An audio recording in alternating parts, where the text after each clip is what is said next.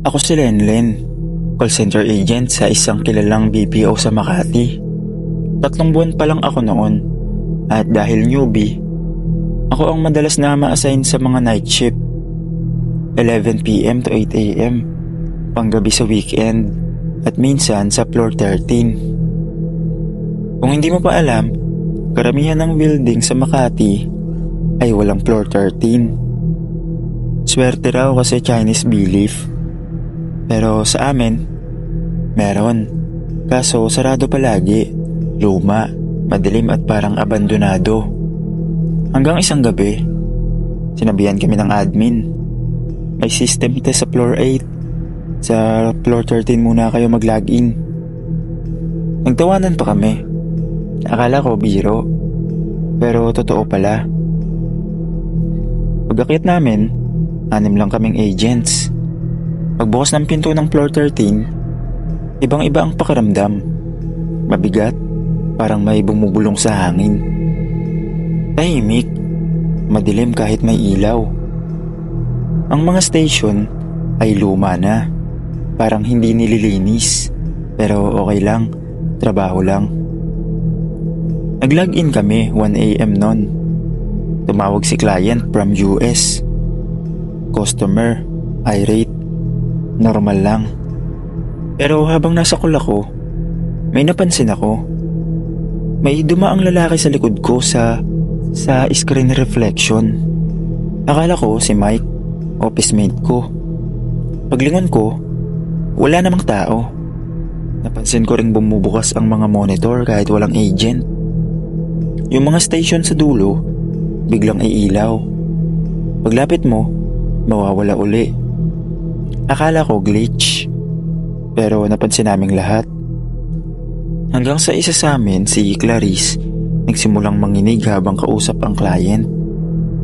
Sir, I'm sorry. I didn't mean to. Please, stop. Umiiyak na siya habang nagsasalita. Pero may kakaiba. Nakatingin siya sa ilalim ng table. Parang may tao roon. Nang pinuntahan namin siya, nangingisay na siya. Sabi niya bago siya mawala ng malay, may nakahawak sa paa ko. Malamig, maputi ang kamay. Ayaw akong paalisin. Nagsigawan kami. Pinatay ng isa naming kasama ang main switch. Brand out.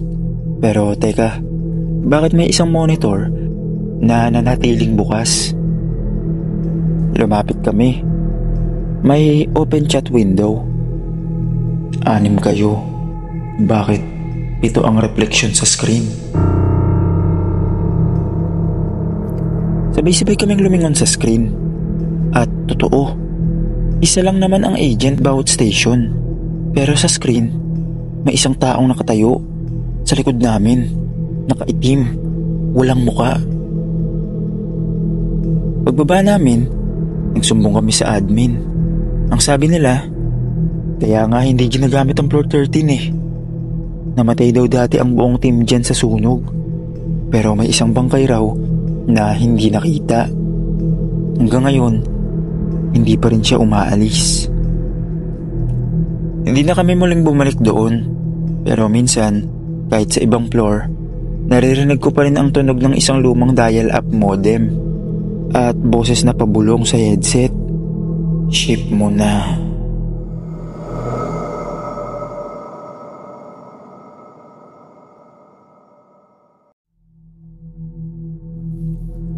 Ako nga pala si Renz, isang call center agent sa Ortigas. Night shift ako, 10 PM to 6 AM. Medyo sanay na ako sa puyat, pero may isang gabi na hindi ko makakalimutan. Isang gabing halos ikabaliw ko. Nagkaroon kasi ng mandatory OT, kaya ako lang mag-isa sa buong floor, bandang 3:00 ng madaling araw. Yung iba, nasa pantry o naka-log out na. Tahimik, tanging tipak-tipak ng keyboard at huni ng aircon lang ang maririnig. Pero may isang bagay ang bumagsak sa katahimikan. May narinig akong tumatawa. Malamig, basag na halakhak, Akala ko may nagbibiro lang. Pero nang tignan ko ang mga station sa paligid, wala namang tao. Deadma muna ako. Naglagay ako ng headset. Pero pagkatapos ko sa call, na-disconnect agad. Lumamig lalo ang paligid. Tumingin ako sa screen. Nag-autotype ang notepad. Walang kamay, walang tao. Ang nakasulat doon, bakit ka pa nagtatrabaho? Di ka pa ba pagod? Napamulagat ako. Binara ko agad. Baka may prankster lang o admin na naka-access. Pero habang nagtatype ako ng report, may biglang dumaan sa peripheral vision ko.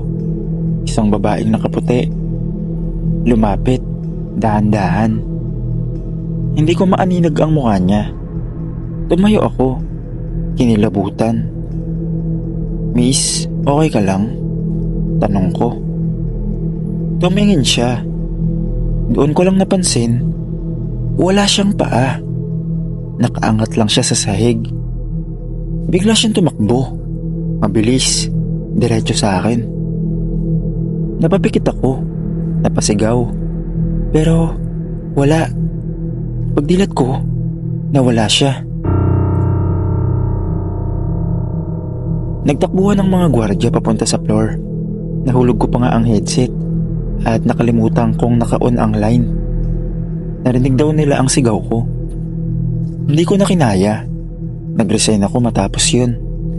Pero bago ako umalis, kinausap ako ng matandang janitor. Sabi niya, may babae raw na natulog yan sa workstation 47. Bigla na lang tumigil ang puso. Simula nun, gabi-gabi, nagpaparamdam siya. Ayaw paawat. Sabi nga niya, pagod na siya. At guess what? Ako ang naka-assign sa Station 47 nung gabing yun.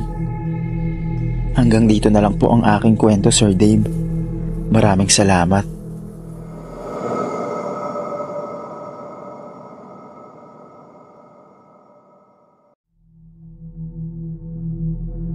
Ako si Lance, level 2 support sa isang telco account. Night shift ako, pero palagi akong OT. Sanay na rin ako sa katahimikan tuwing madaling araw. Pero isang gabi, may nangyaring hindi ko maipaliwanag.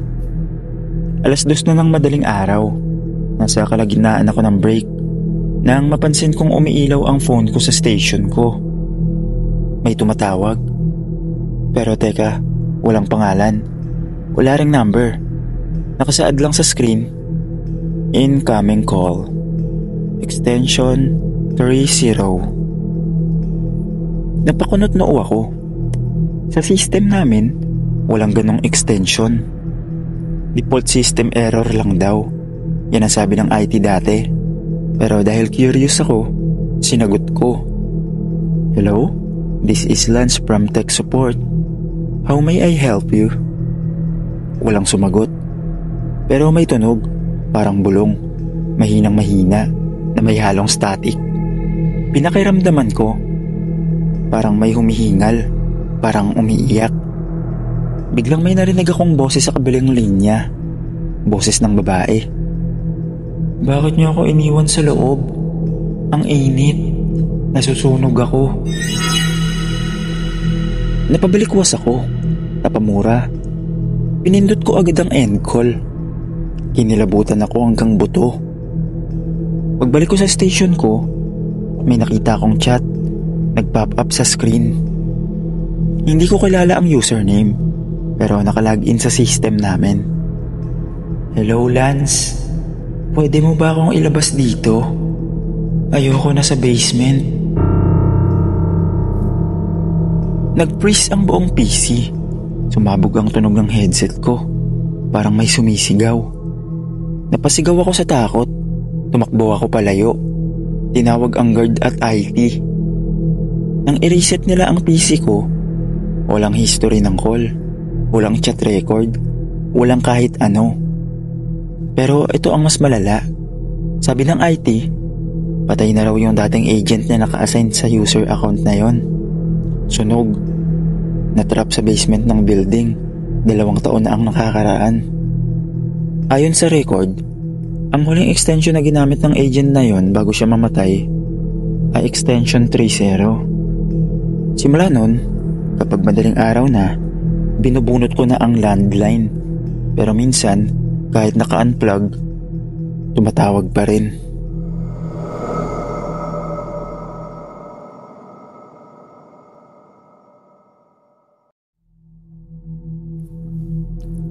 Ako si Marvin, isang quality analyst sa isang BPO sa Taguig. Matagal na ako sa industriya. Sanay na sa puyat, sa stress, sa pressure. Pero may isang pangyayari na hanggang ngayon, binabangungot pa rin ako. One time, napuyat ako sa audit. 4:00 ng madaling araw na. Ako na lang mag-isa sa buong floor. Pero dahil may isa pa akong report, nag-decide akong bumaba sa pantry sa 7th floor para magkape. Pero pag-click ko ng elevator, pansin ko agad na may extra button. Hindi ko ito nakita dati. Floor S. Akala ko, test floor. Pero dahil antok na ako at inisip ko na baka bagong bukas na smoking area, pinindot ko. Pagbukas ng pinto, madilim. Parang wala namang gumagamit. Pero may mga ilaw sa dulo, kaya pumasok ako. Tahimik, parang abandoned floor. Habang naglalakad ako, may narinig akong tumitipan ng keyboard. Pumunta ako sa direksyon ng tunog. May isang babae, nakatalikod, mabilis mag-type, mahaba ang buhok, suot ang luma naming company uniform. Yung design na hindi na ginagamit ngayon. Miss, late ka na rin ba? Tanong ko. Hindi siya tumugon. Patuloy lang siya sa pagtatype. Nilapitan ko pa. Miss, sabay hawak ko sa balikat niya. Lumingon siya. Pero wala siyang muka. Isang itim na hukay lang ang mukha niya. At bigla siyang marap sabay sigaw. Dito na ako nag-offline. Sumama ka na sa akin. Tumakbo ako pabalik sa elevator. Nanginginig. Mabilis ang tibok ng puso ko pero hindi ko mahanap ang elevator. Hindi ko mahanap ang pinto. Wala na. Hanggang sa may narinig akong voice prompt sa intercom. Agent Marvin, please return to your station. You are not allowed in floor S. Paglingon ko, may liwanag. Bumukas bigla ang elevator. Pagpasok ko, automatic itong umakyat papunta sa 9th floor. Hindi ko pinindot. Wala namang tao. Pagbalik ko sa station ko, akala ko tapos na ang lahat. Pero may nakasulat sa screen. Nag-logout ka ba talaga? O kasama mo na kami rito? Pagka umaga, kinausap ko ang facility. Sabi ko, may floor S ba? Ang sabi ng engineer, wala pong ganong floor sa building. Pero may nagsasabi talaga na minsan, pag pagod ka na, pag gusto mong sumuko, dinadala ka ron ng elevator. Hindi na ako sumasakay mag-isa tuwing madaling araw. Pero minsan, pag may kasabay ako, nag-iilaw pa rin ang button ng floor S. At may naririnig akong typing. Malayo, pabagal, pero palapit ng palapit. Hanggang dito na lang po, Sir Dave. Maraming salamat po.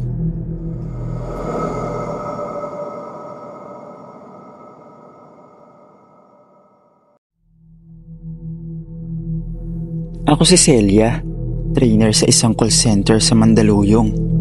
Bago pa lang ang account namin noon, kaya nagsimula kami sa maliit na ops team. 6 na agent ang hawak ko, pero night shift. Training room lang ang gamit namin tuwing 10 PM to 5 AM. May luma kaming training room sa 5th floor. Walang aircon, maalikabok at hindi masyadong ginagamit.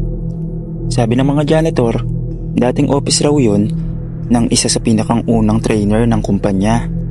Kaso, nagpakamatay daw. Iniwan siya mag-isa sa loob. Isang gabi ng buong buwan. Pero, hindi ako naniniwala sa multo.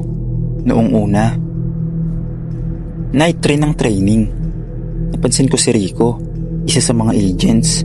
Laging tulala. Nakaupo lang, nakatitig sa dingding. Nagtanong ako, "Okay ka lang?" Ang sagot niya, "Bakit siya nakatayo sa tabi mo?" Napalingon ako. Wala naman ako nakita. Napatawa pa nga ako. Pero kinabukasan, tahimik na ang lahat ng agents.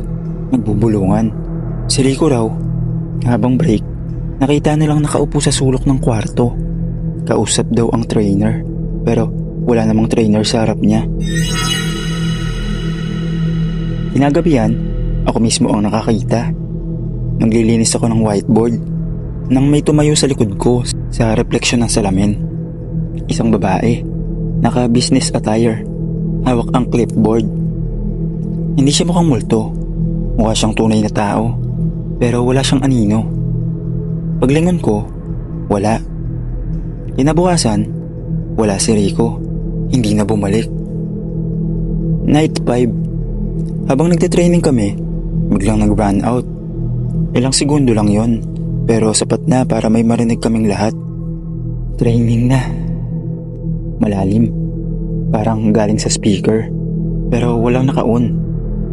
Pagbalik ng kuryente, may nakasulat sa whiteboard, "Sino sa inyo ang hindi pumasa?"